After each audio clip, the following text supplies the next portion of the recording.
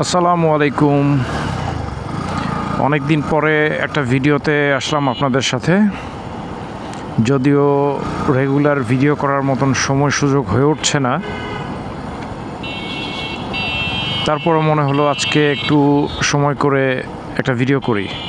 আসলে ভিডিও না করার পিছনে আরেকটা কারণ আছে। আমার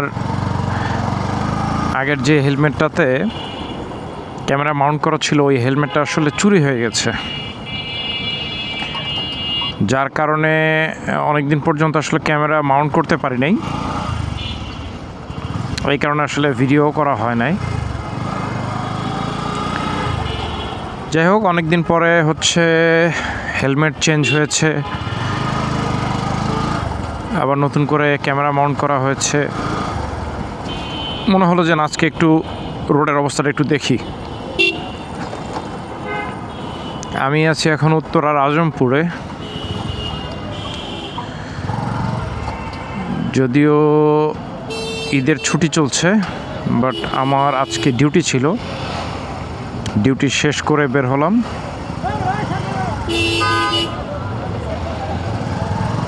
এই একটা জায়গা এমন কোনো দিন নাই যেখানে জ্যাম পাইনি। আজকে ছুটির দিন,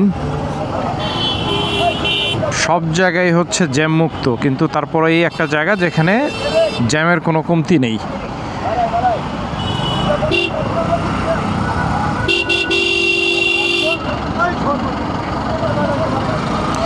এই হচ্ছে অবস্থা। কেউ হর্নও খেয়াল করবে না, কেউ গাড়িও দেখবে না। বাস থেকে যে নামছিল সে হচ্ছে একজন হকার, পান বিক্রেতা। এই হচ্ছে আমাদের অবস্থা। রাস্তা একেবারে ফাঁকা। এইখানে ম্যাক্সিমাম সময় হচ্ছে প্রচুর যানবাহন থাকে, স্পেশালি বাস, দূরপাল্লার বাসগুলো এখানে থাকে। মানুষগুলি যে এখানে ওয়েট করছে বাসের জন্যে। আজকে একবারে ফাঁকা। ঢাকা শহরটা এরকম ফাঁকা থাকলে আসলেই মনে হয় খুব ভালো লাগতো। যদিও হয়তোবা এটা অর্থনৈতিক কারণে অনেক ক্ষেত্রে সম্ভব হবে না, কিন্তু হলে যারা ঢাকাবাসী আছে এদের জন্য আসলে অনেক উপকার হতো। মানুষের জীবিকার একটা বিকল্প জায়গা যদি ঢাকার বাইরে আসলে করা যায়, বা বিভিন্ন প্রতিষ্ঠান যারা হচ্ছে ঢাকা কেন্দ্রিক এই অফিসগুলি করে, যার কারণে মানুষ দূর দূরান্ত থেকে আলটিমেটলি এই ঢাকায় চলে আসে। সো এইটা যদি না থেকে প্রত্যেকটা জেলা শহরে যদি বিভিন্ন বড় বড় কর্পোরেট অফিস বা অন্যান্য যত অফিস আছে এগুলির যদি পরিমাণ থাকে, তাহলে এই চাপটা হয়তোবা কমার কিছুটা লক্ষণ হতে পারে। এখানে একটা সুন্দর একটা রেস্টুরেন্ট আছে, দ্য রয়্যাল গার্ডেন। একদিন সময় করে যেতে হবে। যদিও খুব একটা রেস্টুরেন্টগুলিতে যাওয়া হয় না। এই সাইডটা খুব অন্ধকার। এমনিতেই মাঝে মধ্যে এই অংশগুলিতে এখানে দেখেন, আমি জানি না ভিডিওতে দেখা যাচ্ছে কিনা, প্রচুর যারা হচ্ছে গিয়ে রাস্তায় ঘুমায়, বাড়িঘর নেই, এই মানুষগুলি এখানে রাত্রে ঘুমানোর জন্য আসলে স্থান নিয়েছে। এদের ভিতর থেকে একটা অংশ বিভিন্ন ধরনের অনৈতিক কাজ, চুরি ছিনতাইয়ের সাথে আসলে জড়িয়ে পড়ে। সো এই জায়গাগুলি সাধারণ মানুষের জন্য মানে একটা বিপজ্জনক জায়গায় পরিণত হয়েছে। এর মধ্যে এখন ঈদের যেই ছুটি চলছে, রাস্তা একেবারে কিন্তু শুনশান অবস্থা। সো এইরকম একটা অবস্থার মধ্যে কোনো সাধারণ যাত্রী যদি কেউ দীর্ঘ সময় ওয়েট করতে হয়, যেহেতু আমি এখন ফ্লাইওভারের উপর দিয়ে যাচ্ছি, এক্সপ্রেস হাইওয়ে যেটাই বলে, এখানে যেমন বাতির ব্যবস্থা করা হয়েছে, এরকম বাতির ব্যবস্থা কিন্তু ওই সাইডেও করা দরকার ছিল। সো এরকম জায়গাগুলিতে এইখানেও কিন্তু প্রচুর পরিমাণে আপনার চুরি ছিনতাইয়ের ঘটনা ঘটেছে। সো এই জায়গাগুলিতে প্রশাসনের আরেকটু দৃষ্টি দিলে মনে হয় অনেক ধরনের দুর্ঘটনা থেকে মানুষ রক্ষা পাবে। ওপরের গাড়িগুলি খুব সুন্দরভাবে যাচ্ছে, আজকে কোনো ট্রাফিক নেই। আমার মনে হয় আমিও খুব সুন্দরভাবেই চলে আসলাম, খুব বেশি একটা সময় লাগে নাই। টঙ্গী স্টেশন রোডে চলে আসছি অলমোস্ট। এই জায়গাগুলিতে কবে যে সড়ক বাতি দিবে, এইখানে আরও প্রচুর পরিমাণে সড়ক বাতি দরকার ছিল। যেহেতু এই জায়গাটা হচ্ছে এখন রাস্তাটা চওড়া হয়েছে, শুধুমাত্র রাস্তার পাশ থেকে এক পাশ থেকে সড়ক বাতি পুরো রাস্তাটা আসলে কভার করে না। যেখানেই অন্ধকার সেখানেই নানান ধরনের চুরি ছিনতাইয়ের মতন ঘটনাগুলি ঘটে।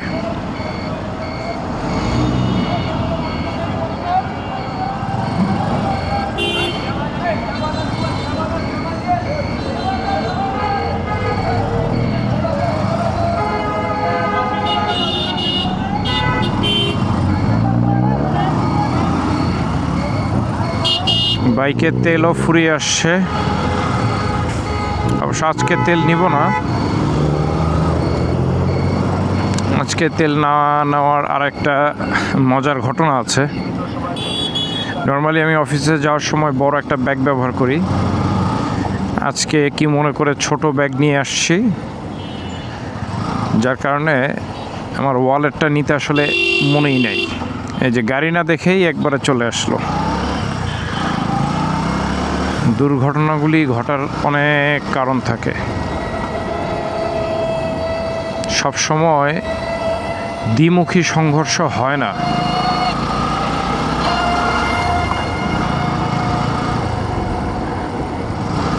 এই জায়গাটা কত পরিষ্কার, অথচ এই জায়গাটা বছরের প্রত্যেকটা দিন প্রচুর পরিমাণে ময়লা থাকে।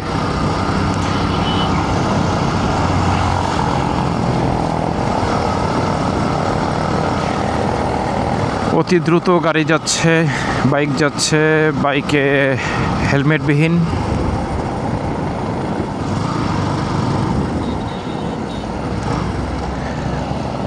আমরা এই শহরের মানুষগুলি সবাই মনে হয় আসলে এইভাবেই অভ্যস্ত হয়ে গেছি।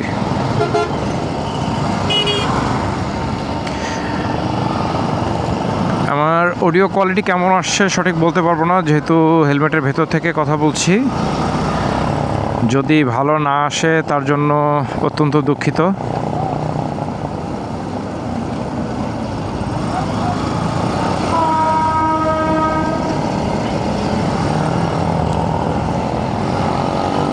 আমি ভিডিও রেকর্ড করছি, আপনারা দেখবেন। যদি আমার এই কনভারসেশন কথাবার্তা যদি ভালো লাগে তাহলে আবার পরবর্তীতে দেখার ইচ্ছা আপনারা পোষণ করবেন। যদি সেই ইচ্ছা পোষণ করেন তাহলে আমি আবার ভিডিও করতে আগ্রহ পাব। ভিডিও করাটা প্রকৃতপক্ষে আমার পেশা না, এটা হচ্ছে আমার একটা নেশা বলতে পারেন। কারণ ছবি তোলা বা ভিডিও করা এটা আমি আমার একেবারে স্কুল লাইফ থেকেই আসলে করে আসছি, এটা আমার ভালো লাগে। এখন বলতে পারেন মানুষ তো সবাই ভিডিও করে, এই কারণেই বললাম যে আসলে এটা আমার পেশা না, এটা আমার নেশা। তবে সময়ের আবর্তনে ভিডিও করা এবং ভিডিও দেখার প্ল্যাটফর্মগুলি আসলে চেঞ্জ হয়েছে। একটা সময় ক্যামেরা নিয়ে আকাশ বাতাসের ভিডিও করতাম, কারো পারিবারিক প্রোগ্রাম থাকলে সেখানে গিয়ে ভিডিও করে দিতাম, সব কিন্তু শখের বসে। এখন যেটা অনেকে হয়তো বা প্রফেশনালি করে, আমি এখন অফিস থেকে বাসার দিকে যাচ্ছি, এটা নিতান্তই শখের বসেই করা। আবার মাল্টিপারপাস সার্ভিং বলতে পারেন, অনেকটা ধরেন অনেকে তো সিকিউরিটি ক্যামেরাও লাগায় বাইকে বা গাড়িতে, যেটা হচ্ছে অনবরত ভিডিও রেকর্ড করতে থাকে। সো আমি যদি সেদিক থেকেও বলি তাহলে আপনি সেটাও ধরে নিতে পারেন,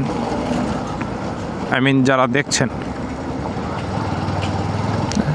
মাঝখানে আপনাদের সাথে একটা গল্প হয়ে গেল, অনেকের সাথে নতুন করে পরিচয় হতে পারে। এখন তো অনেক অনেক কমিউনিটি তৈরি হয়েছে।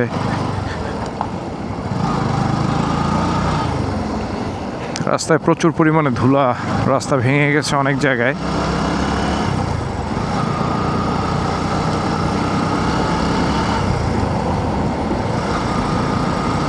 চারিদিক কেমন যেন শুনশান নীরবতা। আর আমি যেই রোড দিয়ে যাচ্ছি, এই রোড দিয়ে বলতে গেলে তো যেহেতু শহরের কোলাহল থেকে একটু ভিতরে, স্বাভাবিকভাবেই রাস্তার আশেপাশে বড় বড় অট্টালিকাগুলি কমে গেছে।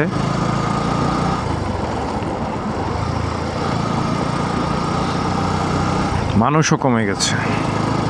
এটা একটা ফ্যাক্টরি, বেঙ্গল পলিমার, বেঙ্গল গ্রুপের।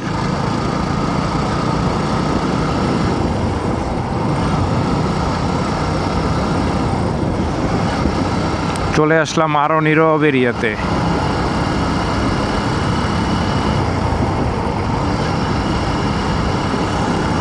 দেখেন এই পাশটাতে গাড়ি বাদে রাস্তার দুই পাশে যতই বৈদ্যুতিক খুঁটি আছে, কিন্তু কোনো বৈদ্যুতিক বাতি নেই।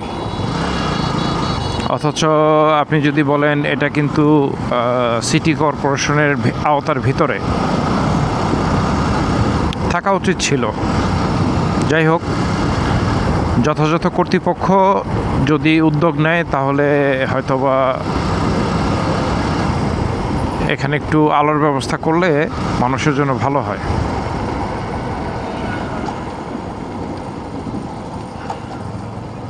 এটা হচ্ছে নিমতলী রেল ক্রসিং এরিয়া।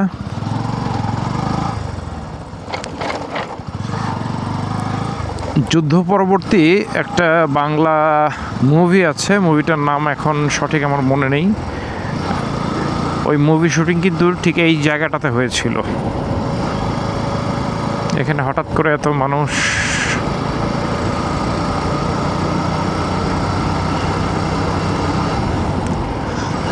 ভাগ্য ভালো যে রাতের বেলা দেখছি। আমি জানি না আপনারা কতটা দেখতে পাচ্ছেন। এটা হচ্ছে নিমতলী ব্রিজ। এর দুপাশটা একেবারে জঘন্য একটা অবস্থা হয়ে গেছে। আশেপাশের এরিয়াগুলি থেকে যত ময়লা বর্জ্য আছে, সকল ময়লা বর্জ্য হচ্ছে গিয়ে রাস্তার এই অংশটাতে এবং পেছনের অংশ ফেলে আসছি, এখানে ফেলা হয়। এখানে যে আগুন ধরিয়ে দেওয়া হয়েছে ময়লাতে, প্রচুর ময়লার স্তূপ। যদি দেখতে পারেন তাহলে অবশ্যই বুঝবেন। আমি কোনো এক সময় দিনের বেলার ভিডিওতে এটা দেখানোর চেষ্টা করব।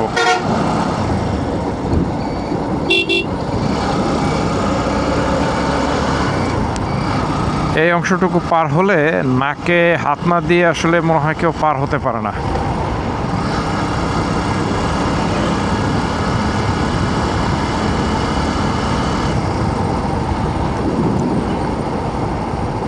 এই সড়কে প্রচুর পরিমাণে গাড়ি চলে, যেহেতু এটা টঙ্গী হয়ে কালীগঞ্জ, ঘোড়াশাল, দেন সিলেটের সাথে কানেক্টেড। সো এখান দিয়ে আসলে কালীগঞ্জ, ঘোড়াশাল, নরসিংদীর প্রচুর বাস চলে। ঈদের ছুটির জন্য হয়তোবা এখন ওই পরিমাণ গাড়ি এখানে নেই।